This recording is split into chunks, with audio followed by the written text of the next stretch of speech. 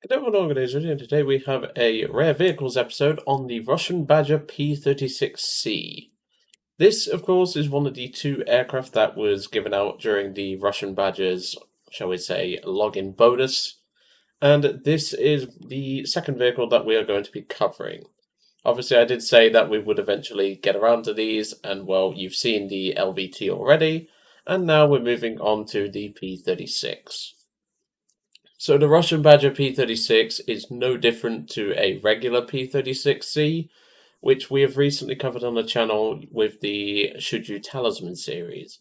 There's no differences whatsoever, it is literally just a paint job, which it's interesting to say the least, and it even looks like the plane has whiskers if you look at a bit like a seal. It's pretty interesting, and I do like this skin. And the darker shade of green really does suit this plane, but I would love if we could have like this is the same for the regular P-36. I would love if we could have just a pure silver, a bit like the P-36A, because the P-36A looks good in silver, that I must say. But as I say, the weaponry is no different. We still get the 330 caliber machine guns, which one is in the cowling and two are in the wings. They each have 500 rounds each, and then of course we have the 12.7mm M2 Browning.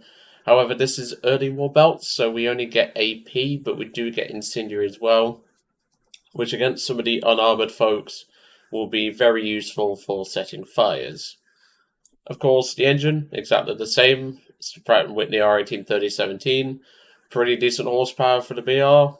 It's obviously not going to be top dog in terms of horsepower, but given this plane's excellent flight performance anyway, it's going to be pretty good. And, well, the extra speed over something like an F3F could potentially come in clutch if we get into a 2.7 match. Of course, the F3F will never meet that, but trust me, I update the F3F to 2.7 sometimes just for a bit of fun. If you've never done it, give it a try. But as I say, the plane itself, no different to a regular P-36C that you can get in the tech tree, so it's nothing really unique in that aspect. It's obviously just because it's through the Russian Badger's login bonus award. Without further ado, let's get in and let's get cracking with this plane. As obviously I've mentioned, I have covered the P-36C recently on the channel, that's why I'm not going into too much detail about the plane itself, because obviously we've already recently covered it, and obviously the Russian Badger P-36 I spaded back when the actual thing started and all that. Well, I say thing, you know what I mean, the login bonus. Anyway, I'll see you all in the first match. And about 2 minutes later, we get our first match, and I heavily suspect this is an up tier because this normally doesn't apply with biplanes and stuff. And I think I might be correct. We'll see what happens. So, late 290D, so no, this might be a 2.3 match. That's okay. I can deal with that. The P-36C can definitely deal with that.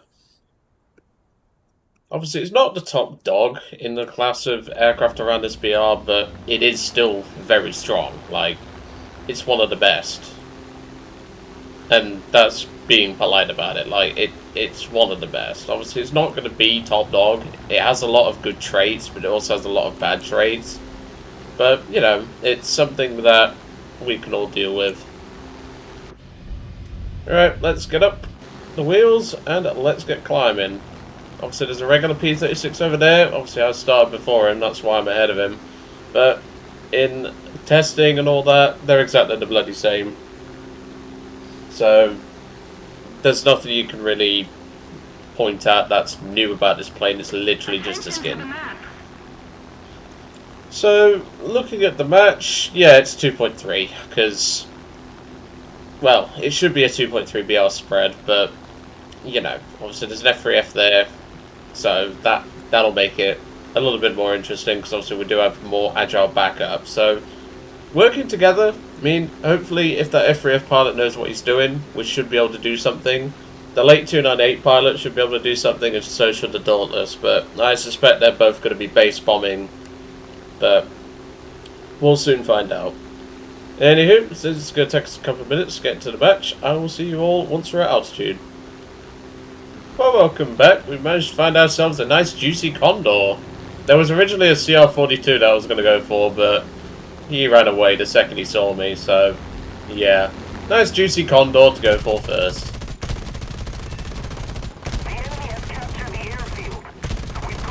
That should do it. Those things can soak up bullets if you're not careful, and they can also dish out a couple of bullets, but I think it's safe to say he's had it. Crit the right wing, 2 engines gone, double fire. I think we can say he's a bit cooked. Or rather he would be if he did put the fire out. It's rare that happens, but hey, first time for everything I suppose. I'm going to leave him anyway. I suspect I possibly nailed the tail control, so I need to come down and help the team, because remember that F3F I mentioned earlier, not this guy in front of me, the other guy, he's shooting down balloons. So, yeah, he's not exactly helping out. But that's okay. I looked at his player card anyway, he seems very new to the game, so maybe he's just wanted to shoot balloons to get some practice, which I can completely understand that. Hey buddy, how are we doing today? Thank you. There's 109A, and here comes the most dangerous threat that we have at the minute. Where's that condor gone? Hold up, there goes the condor. Alright, so the HE-100 is probably the biggest threat to us, because like it's fast, it's decently agile, but it's no hawk. And yeah, he's speedy. I can't really catch that thing. But our F3F already got some good shots in. I've got some shots in, and he's turn fighting. Whoa, checking fire, buddy. Jesus. I'm going to let it burn, because I don't know whose fire that was. I think it was mine. Yep, it was. I didn't want to steal the F3F's kill, just in case it wasn't my fire, so... And looks like the poor BF-109 is not having a good day in the office, and they both want me for some reason. Ow. Luckily I gave him a poor angle, that's why I manoeuvred in that way. That's why the bullets bounced off the airframe for the most part. I have the horsepower to keep up, buddy. Now it's just death by 1,000 cuts. Hold on a minute. There we go. Nice and easy. And there we go. That is an ace. In a very short amount of time. What can I say? This thing does a lot of work. But yeah, not a bad result at all. And the only other player who got a kill on our team was a freaking, I know what he's going to do. Yep, do it. Knew he was going to do that, buddy. Absolutely knew that. Well, since that was a very quick match, why don't we go for a second one? I'll see you shortly. And welcome to the second match. We get Afghanistan. I think I've only got on this in a jet, and that was a long time ago. Let's put it that way. I think I last got this in an F-80, something like that. This is going to be an interesting one, because it looks to be an up tier on a humongous map. Well, let's see how it goes, because I literally do not remember having this map in, let's just say, in the last 6 months or so. Yeah, this map is freaking huge. Oh boy, this is going to be fun. And I feel sorry for this guy, the CL-42, but, I mean, at least CL-42 has a bit of speed behind it. Yeah, this might take a while, that's for sure. And it's the same F3F from last game as well. Looks like he's working his way up the tree or something. And, yeah. That was a fun match though, like, it was a really fun match to get started with, but now we're stuck in a slog, to put it simply. Let's put it this way, I don't really want to deal with a huge map like this, because this will take the piss. Unlike the low tier version of this map, this is the slightly higher tier version, which for some reason 1.7 props can get it. I don't know, like, I once got a map like this in a Fokker. A stock Fokker, the Series 3 in the Finnish subtree. And that was not fun, let's put it that way. Alright, since it's going to take a while, and that's being a polite word of putting it, to get into the match, I will jump us ahead, and I will see you all shortly. Well, welcome back. You joined me nearly 10 minutes later, because yeah, that's how long it takes to get over here in a hot. And I found myself some prey, which is good. But my god, was that flight boring. At least we can start picking some off, which is a positive, but seriously, Gaijin, why the fuck is this in 2.3 rotation? It's a map that takes even a Hawk 10 minutes to get across. Why are we doing it in potentially biplanes? Like, come on. Got some hits. Think the Yak's gonna come and join the party. Yes, he is. Yep. Looks like we've got ourselves a four-way. Go on then, ladies, one at a time.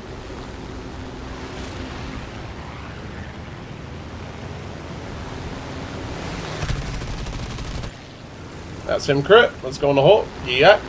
Not the Hawk. You know what I meant. That's some good hits. Let's break into the CR714. And snap roll to the left. Well, there goes him. God, I love these low-tier tussles, man. They're so funny.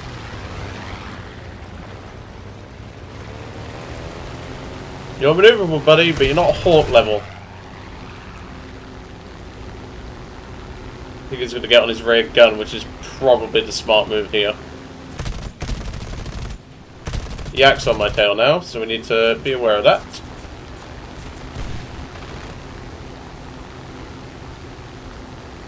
See if we can outroll him. Nope. And I think he's about to bid it. Yep, there we go. Nope. Nope. Nope. Yep, smart move there, buddy. Smart move.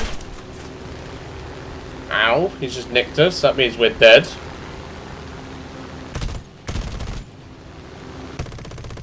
Is he going to try and jingle bomb me next? I'd be impressed if he did. There goes him. Here comes a freaking A5M4. Thank you. Ow. Don't do that. I've already got a knackered engine.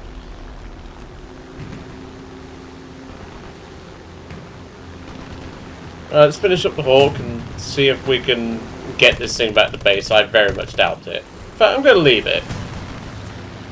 Are you really shooting at me? Jeez, I was going to leave it for you, you prick. Jesus. Start shooting at me when I'm trying to give him the fucking kill. What a bellend. You know what? For that. You're not having it. Fuck you. Piece of shit. I was just trying to be nice and he freaking nearly shoots me for it. Honestly. Right, well let's take a couple ground targets. We might as well. I ain't got much in way of, shall we say, ammunition, but that's why I'm being careful with the amount I use. Oh, come on, that should have killed the truck. But apparently not. Like I said, it takes so goddamn long to get over here. I don't know why it's in such, well, in this BR rotation. It's honestly ridiculous.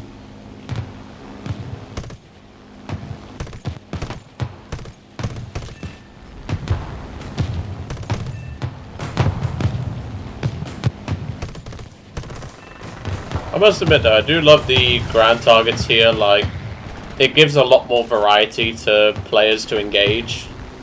But I just think putting them on a big map like this is not the way forward. Like, I definitely think this could be expanded on in other maps. Just, you don't need to restrict it to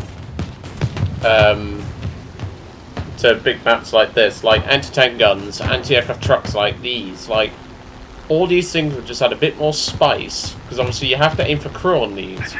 You know, it's It's just something for Gaijin to consider. I mean, not like they're going to listen to me, are they? Whoa, whoa, whoa, whoa, whoa, whoa, whoa. I thought that was a friendly then. Got a bit antsy, but, well, kind of have to be. We've got 18 bullets left. That should be enough for another anti-tank gun. Nah, just missed the crew. Oh well. Alright, I'm going to try and get this thing back to base. I don't think I will, but, you know, something to consider. And, yeah, I will see you all back in the hangar. Well, welcome back to the hangar. Unfortunately, we did not make it back to base, but the BB-1 pilot who got an engine crit, which is why I couldn't get back, he ended up getting the kill, so I must admit he played it pretty smartly.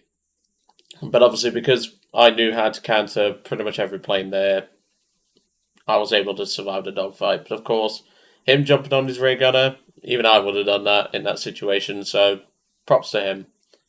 But there you go, this plane can really do a lot of work, and backed up by its teammates, it can definitely do something. Well, if the teammates are not trying to kill you, that is. If you're trying to be nice, but, you know, that's just how some players are these days. But yeah, if you can, obviously use the Russian Badger invite link. I would heavily suggest doing so, because you can pair up the LVT and it can do fine at 2.7. I mean, you were struggling a little bit with some of the 2.7 tanks, but when it's paired with this, it can do a lot of work, and should definitely be a consideration. But anyway, I'm going to leave you all to it for today. I hope you enjoyed seeing the Russian Badger P-36 in action, and I'll see you all on the next one.